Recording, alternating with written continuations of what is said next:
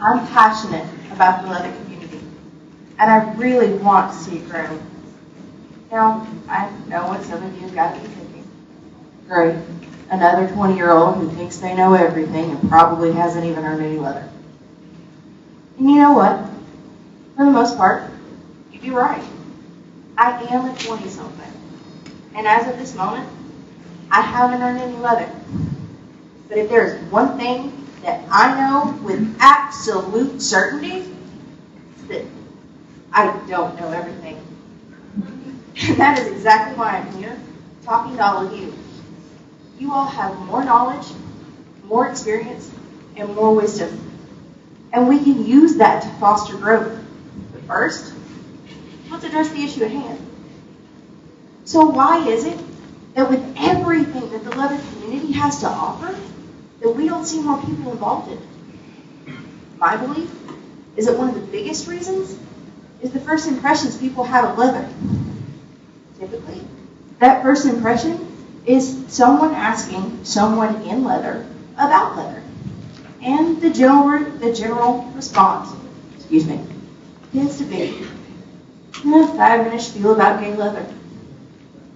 And that really is a truly fascinating part of our history. But it's only one part of a greater whole. And I think that we should capitalize on that. Here's how I think we can do it. Instead of taking those 5 or so minutes to talk, instead, why don't we ask some questions?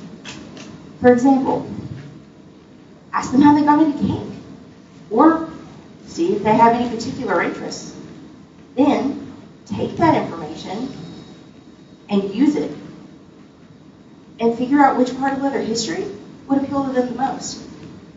For instance, say there's an individual who happens to identify as male and wishes to be taught by someone who's female. You could tell them a little bit about Monique Von Cleef and the House of Pain. Or say that there's another individual and they happen to have a particular interest in short stories. You could tell them all about John Preston and his famous novel, Mr. Benson, and how it was originally intended to be a short story. And these are just the examples that I was able to come up with. And I know that if any of you were to use your knowledge to appeal to an individual, then in just a little more time than it would have taken me to deliver this speech, you can get someone really interested and invested in leather.